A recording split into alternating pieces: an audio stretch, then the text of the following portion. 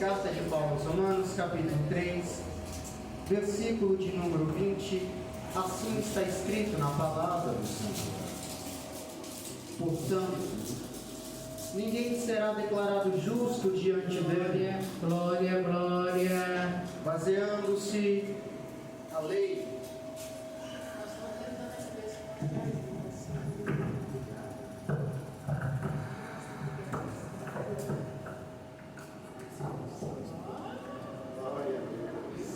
Aleluia.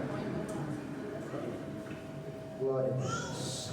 Aleluia. Portanto, ninguém será declarado justo diante dele, baseando-se na obediência à lei. Pois é mediante a lei que nos tornamos plenamente conscientes do pecado.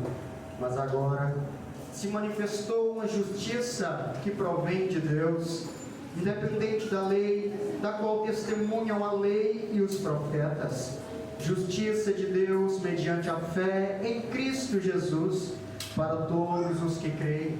Não há distinção, pois todos pecaram e estão destituídos da glória de Deus, sendo justificados gratuitamente por sua graça, por meio da redenção que há em Cristo Jesus. Glória a Deus. Aleluia. Passemos neste momento para o capítulo de número 5, versículo de número 8. Quero utilizar de dois textos para a meditação da palavra nesta noite. Capítulo 5, versículo de número 8, assim está escrito: Mas Deus demonstra seu amor por nós. Cristo morreu em nosso favor quando ainda éramos pecadores. Como agora fomos justificados por seu sangue, muito mais ainda, por meio dele, seremos salvos da ira de Deus. Se quando éramos inimigos de Deus, fomos reconciliados com ele mediante a morte de seu Filho, quanto mais agora, tendo sido reconciliados, seremos salvos por sua vida. Não apenas isso, mas também nos gloriamos em Deus, por meio de nosso Senhor Jesus Cristo, mediante quem recebemos agora a reconciliação. Glória a Deus. Amém. Eu convido você, feche os seus olhos neste momento, vamos fazer mais uma oração. Grandioso Deus, eterno e maravilhoso Pai, eis aqui a Tua palavra. Pai, fala com o Teu povo nesta noite, abre o nosso entendimento para que possamos entender aquilo que o Senhor irá continuar falando conosco. Pai amado, fala com o Teu povo e que saiamos daqui transformados pelo poder que há na Tua palavra, em nome de Jesus. E você diz amém, e pode se assentar glorificando ao nome de Jesus.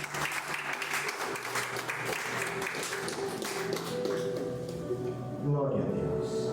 Queridos, baseado no texto que nós lemos, irei pregar aos irmãos nesta noite sobre os efeitos gerados em mim pela cruz de Cristo. Paulo registra nesses versículos a própria essência do Evangelho, a síntese da missão terrena de Cristo. Podemos considerá-los como o ponto principal da fé cristã. William MacDonald, um renomado professor das Escrituras Sagradas, afirma que este é o coração da carta aos Romanos, quando Paulo responde a seguinte pergunta: de acordo com o Evangelho, como Deus, sendo santo como é, pode nos justificar dos nossos pecados, já que a justiça de Deus exige a morte do pecador e o seu amor nos oferta a vida eterna? Como Deus resolve essa grande questão, salvando os pecadores sem deixar de ser justo? Sua justiça exige a morte, mas o seu amor nos oferta a vida. Paulo apresenta nesta carta a ideia de que toda raça humana, independente da cultura, credo ou status social, gentios ou não, isto é, aqueles que eram ou não judeus, são culpados diante de Deus, nos mostrando que o efeito da queda não trouxe apenas arranhões, mas lançaram toda a humanidade num estado de depravação total, tendo como resultado a morte espiritual, a morte física, convertendo os homens a inimigos do próprio Deus pelo pecado que agora estava na humanidade, depois de colocar todos os homens sob a maldição e a condenação da lei. O apóstolo Paulo abre a porta da graça e então aponta o caminho da salvação em Cristo Jesus, revelando que a salvação é uma obra exclusiva de Deus por meio de Cristo Jesus, defendendo a tese que a salvação não é alcançada por mérito humano ou mediante as obras da lei, mas pela justificação, pela graça em Cristo Jesus, sendo a justificação um ato divino e não obra humana, acontece no céu e não na terra, é um ato e não um processo em que somos justificados aos poucos. A justificação é feita fora de nós, no tribunal de Deus, e não dentro de nós, em nosso coração. A justificação provém da graça, de um favor que nunca merecemos, e não de mérito. Nós recebemos por meio da fé, e não por meio daquilo que fazemos. A Bíblia é enfática em dizer que não existem obras de justiça que possam pagar o preço do resgate de uma alma, sendo as nossas melhores obras diante de Deus como trapos de imundícia, segundo o profeta Isaías, capítulo 64, versículos 6 e 7. Paulo afirma que somos salvos e justificados somente através da fé, independente da ação de obras, pois quando nós fazemos boas obras, fazemos a nossa obrigação como filhos de Deus, manifestando a natureza do próprio Deus que habita em nós. Nossas obras não podem nos salvar, mas podem conduzir alguém ao caminho da salvação, já que é um meio para externar a presença de Deus que habita em nós. Se verdadeiramente somos justificados, estamos em Cristo, não viveremos mais a nossa vida, a nossa vontade, mas a vida de Deus em nós. Pessoas se converterão a Cristo não por aquilo que sai da minha boca, mas por aquilo que eu faço. Obras não podem salvar, mas podem conduzir alguém ao caminho da salvação. Obras não podem me justificar, mas a justificação gera em mim o desejo de fazer boas obras. Justificação não é santificação, é feita no céu. Santificação é feita em mim. Pregador, o que é a justificação? É o próprio Deus me tornar justo, livre da condenação de meus pecados. É a liberação do perdão, para então gerar em mim a santificação e me conduzir à salvação. Nenhum homem pode ser justificado por aquilo que ele é, mas é condenado pelo que é e por aquilo que faz, mas é justificado por Deus mediante o sacrifício de Cristo na cruz por ele. É considerado justo e livre de toda condenação pela morte de Jesus. justificação é a condenação. Ambos são pronunciamentos de um juiz. Dentro do contexto que Paulo escreve, são ações que Deus, como grande juiz, poderá anunciar a nós. Portanto, quando Deus justifica o pecador hoje, Ele está antecipando o seu próprio julgamento final, trazendo a nós a justiça que seria feita após a morte do corpo. Quando tomamos posse do sacrifício de Cristo na cruz do Calvário, tendo fé na obra redentora, Deus, como grande juiz, declara que a sua culpa foi removida. A justiça que antes seria feita em nós, na cruz do Calvário, a dor e o sofrimento foram feitos em Cristo Jesus. Justificação não é mero perdão, mas a remoção da culpa e da condenação. Perdoar é absolver alguém de alguma penalidade ou dívida, mas justificar é reputar ou declarar que alguém é justo. Então, o sacrifício de Cristo na cruz do Calvário não somente nos garantiu o perdão, que é a absorção do castigo da condenação eterna pelos meus pecados, mas também a justificação, que é a declaração que não existe mais nenhum delito, nenhum pecado, nenhuma transgressão que pode me condenar ao inferno, porque Cristo já pagou o preço na cruz do Calvário. O pecado que estava sobre mim, Cristo carrega sobre Ele, e eu sou considerado justo, puro e filho de Deus. Aleluia. Glória a Deus. Glória a Deus. Aleluia. A voz do perdão diz: você pode ir, você está livre da pena que o seu pecado merece. Mas a voz da justificação não diz você pode ir, não, ela diz você pode vir, pois você é bem-vindo a desfrutar de todo o meu amor e a minha presença. Você não é mais condenado ao inferno, mas é bem-vindo a vir e desfrutar da eternidade nos céus. A justificação é maior que o perdão. É como se nós nunca tivéssemos cometido pecado algum.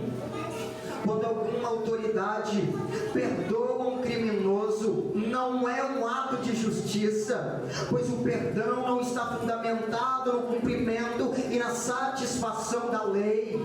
A lei deve ser cumprida. A lei exige a morte, a lei exige a condenação, mas a justificação está sobre o fundamento de uma expiação, ou seja, está fundamentada que a justiça de Deus foi feita, mas não em mim, mas em alguém, para que eu seja considerado justo. Na justificação, a penalidade da lei não é suspensa, mas é feita. Deus, sendo justo, Ele não poderia passar por cima da sua justiça. Sendo Ele juiz, Ele teria que condenar pelo pecado, pela violação à sua santa lei. Deus não poderia apenas perdoar o pecador sem cumprir a sua justiça. Na cruz, Ele não fez vista grossa para o pecado, mas ao contrário, a justiça que seria feita em mim, Ele puniu em Cristo. Isaías é claro ao retratar isso, no capítulo 53, versículo de número 10, dizendo que foi do agrado do próprio Deus moer, esmagar e fazer sofrer o próprio Filho, por amor a nós e perdão dos nossos pecados. João Batista disse: eis aí o Cordeiro de Deus que tira o pecado do mundo. Por que cordeiro? Porque até a morte de Jesus, o cordeiro era usado para cobrir o pecado de alguém. O sangue do cordeiro não servia, minha irmã, para tirar o pecado, mas apenas para cobri-lo. É por isso que João Batista disse: eis aí o cordeiro de Deus. Não é do homem, é de Deus, não é do mundo, vem do céu, que ele não limpa, ele não condena, ele tira o pecado. Ele não cobre o pecado, mas ele tira o pecado, ele arranca e purifica de toda iniquidade. O escritor aos Hebreus escreve que o sangue de touros, bodes, cordeiros não poderiam nos resgatar do pecado, mas somente o sangue de Jesus. Quando ele nasce, ele é colocado numa manjedoura. Por quê? Porque cordeiro, quando nascia, era colocado numa manjedoura. Desde o seu nascimento já havia um plano traçado para a vida de Cristo. Morrer por mim e por você, para nos perdoar e nos justificar. Deus planejou a nossa salvação antes da criação dos fundamentos da terra. Ele é o cordeiro morto antes da fundação do mundo. Deus, já sabendo que o homem iria cair antes da queda, ele já proveu o sacrifício que era Jesus. Já havia um plano traçado. Não foi a cruz que tornou o coração de Deus favorável a nós, mas foi pelo amor do coração de Deus que ele providenciou a cruz. O amor de Deus por nós, pecadores, miseráveis, ingratos, não foi despertado pela cruz de Cristo. Ao contrário, foi o amor de Deus por nós que produziu a cruz. A cruz não é a causa do amor de Deus, mas o seu resultado. Esse amor não ficou retido em Deus, mas foi derramado sobre a humanidade. Paulo está dizendo que Cristo não morreu por alguém que merecia o amor de Deus, mas ao contrário, Paulo diz que éramos fracos, ímpios, pecadores, inimigos de Deus, merecedores da morte e do juízo, da dor e do sofrimento, por pecar contra a santidade de Deus. Mas ele graciosamente derramou o seu amor sobre os nossos corações. Deus entrega o seu Filho para a morte por aqueles que ele sabia que eram indignos. Mas Deus não se justifica para amar, ele ama sem justificativa.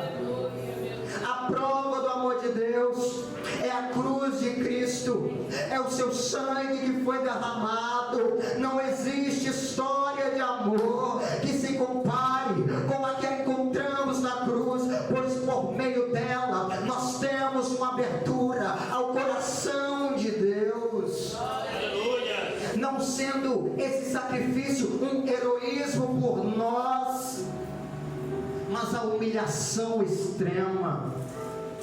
Na cruz, Deus revela a sua justiça, resulta em nossa justificação, mas também revela o seu amor, resultando no perdão e na vida eterna.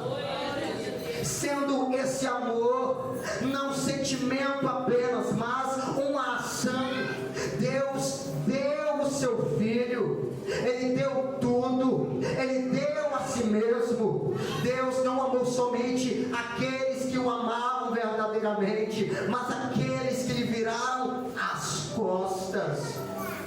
Deus amou aqueles que eram inimigos.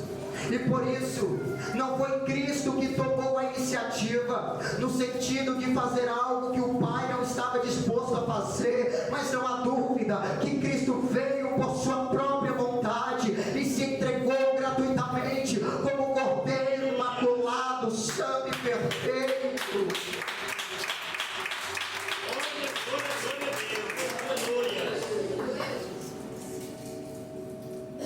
A salvação é gratuita para nós, mas custou caro para Deus.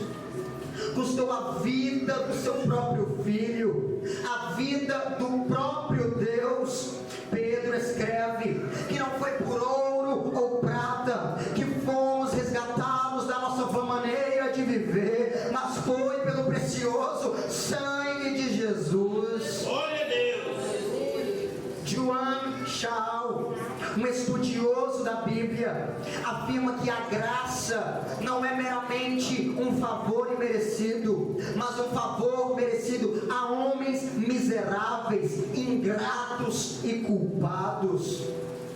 A graça destina-se sempre àqueles que estão condenados e culpados perante a lei, mas a graça é o amor de Deus direcionado ao culpado. A graça é o amor de Deus direcionado ao pecador. A graça é o amor de Deus direcionado a nós que merecíamos o fogo do inferno. Glória a Deus.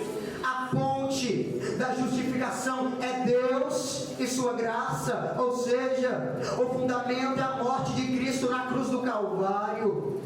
Paulo escreve que mediante o sangue de Jesus que foi derramado, nós somos declarados justos diante de Deus e somos salvos da sua ira. William Greathouse, um teólogo americano, afirma que salvos da sua ira se refere à liberação do juízo final. Essa salvação é garantida pelo fato de a justificação ser uma antecipação da decisão do grande juiz naquele dia. A sua morte nos trouxe a reconciliação e gerou a justificação. Somos considerados justos diante de Deus, mas a sua vida pós-morte nos trouxe a salvação. Ele morreu para nos reconciliar, mas ressuscitou para nos salvar. Paulo diz que éramos inimigos de Deus pelo pecado, mas mediante a morte de Jesus, Ele trouxe a nós a reconciliação com o Pai. Então quem rejeita o sacrifício do Filho, rejeita o Pai. Quem rejeita o sacrifício de Cristo, rejeita a justificação. O nosso relacionamento com Ele foi restaurado pela morte do Filho.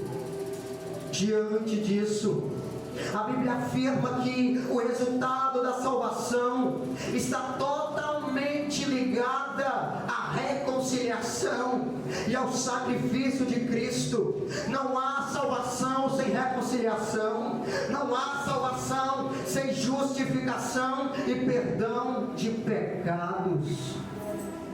O pecado entrou no mundo através de um só homem, mas a salvação também entrou através de um só homem. Aleluia. Glória a Deus. O pecado no Éden trouxe a condenação, mas o sacrifício no Gólgota trouxe a justificação. Aleluia. Perceba que a desobediência de Adão gerou o pecado gerou a morte física, a morte espiritual, e a morte gerou o afastamento de Deus, mas do mesmo modo, a obediência de Cristo gerou em nós a vida do próprio Deus. O pecado de um resultou na condenação de todos. Todos pecaram e estão destituídos da glória de Deus, mas pela obediência de um, a salvação alcançou toda a humanidade.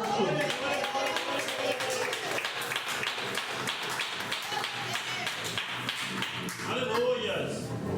A Bíblia é clara em chamar Cristo de o segundo Adão, ou o último Adão, porque tanto Adão como Cristo nos são apresentados como cabeças de uma raça. William Grant Rose diz que todas as pessoas estão em Adão por nascimento, ou em Cristo pelo novo nascimento e pela fé. Por isso, pelo fato de sermos filhos de Adão, herdamos o seu pecado. Nós somos concebidos num estado de depravação total. Paulo não pensa na humanidade como indivíduos separados, mas como um único corpo, sobre uma única cabeça, sendo Cristo o novo nascimento pela fé, ou Adão, vida em pecado. Todos nós herdamos o pecado original de Adão. Se por uma única transgressão de Adão, todos nós nos tornamos pecadores, por um único ato de justiça de Cristo, todos os que creem são justificados e têm a salvação. Se o pecado de Adão foi a base para a nossa condenação, a justiça de Cristo é a base da nossa justificação. Um pecado de Adão foi suficiente para levar a raça humana à ruína, mas a obediência de Cristo deu justiça a seu povo. Em Adão caímos e morremos, mas em Cristo levantamos e vivemos. Por meio do seu pecado entrou a morte no mundo. Por meio da obediência de Cristo recebemos a vida eterna. Adão é o cabeça da humanidade, mas Cristo é o representante da nova humanidade. Pelo pecado, os homens são condenados, e pela justiça de Cristo, os homens são justificados. Ou você está perdido em Adão, vida em pecado, ou você está salvo em Cristo, a justificação pelos seus pecados. Cristo é o segundo Adão. O primeiro Adão caiu no jardim, mas o segundo Adão triunfou no deserto. O primeiro Adão é da terra, mas o segundo Adão vem do céu. O primeiro Adão introduziu no mundo o pecado e por ele a morte, mas o segundo Adão trouxe ao mundo a justiça e a imortalidade. O primeiro Adão foi expulso do paraíso, mas o segundo Adão nos levará de volta ao paraíso.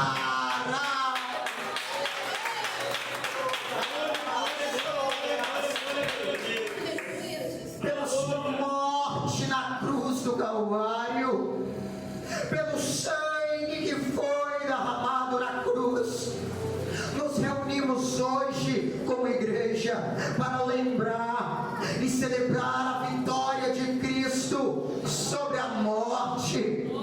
Nos reunimos para ceiar, para lembrar que todos nós estávamos condenados ao fogo do inferno pelo pecado de um só, mas pela obediência de um. O véu do templo foi rasgado, a morte perdeu, Cristo venceu, e nós temos livre acesso a Deus, justificados, perdoados, santificados, e somos salvos pelo sacrifício de Jesus.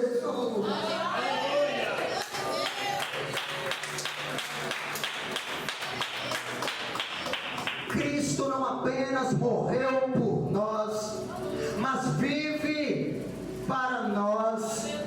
Não apenas verteu seu sangue por nós, mas intercede continuamente por nós. Não apenas foi o nosso substituto na cruz do Calvário, mas é nosso intercessor junto ao trono da graça. Francis Schaeffer, um teólogo americano, certa vez disse: se quando nós éramos inimigos, Jesus morreu por nós, o que fará este Cristo vivo agora por nós? Glória a Deus. Fique de pé. Aleluia. Glória a Deus. Romanos capítulo 5, atitude número 8 na qual nós lemos. Paulo diz: mas Deus demonstra o seu muito amor por nós, quando Cristo morreu na cruz, quando ainda éramos pecadores. Deus é um Deus justo, e a sua justiça exige ser satisfeita, mas o seu amor também clama por nos dar a vida eterna. Deus não poderia passar por cima da sua justiça, então a justiça de sua sentença é cumprida em Cristo, e através dele o seu amor opera em nós. Através do seu amor, hoje nós podemos ceiar para lembrar que um dia teve um Cristo que morreu na cruz por nós. Aleluia. Cristo morreu para que tivéssemos vida, fôssemos perdoados, justificados e tivéssemos a salvação. Glória a Deus. Aleluia. Feche seus olhos neste momento. Pai, obrigado pela tua palavra que foi pregada. Obrigado pelo teu sacrifício na cruz, Jesus. Mesmo sendo nós pecadores, ingratos, miseráveis, o Senhor ainda amou. Obrigado pelo teu sacrifício. Meu Deus, gera em nosso coração o desejo de te servir mais e de te adorar, de estar em tua casa, e que possamos sair daqui nesta noite, meu Deus, com a certeza da salvação em Cristo Jesus. Amém. E graças a Deus. Glória a Deus. Se é para Jesus, glorifica. Bata palma. Glorifica o nome do Senhor. Aleluia. Eu agradeço a oportunidade em nome de Jesus.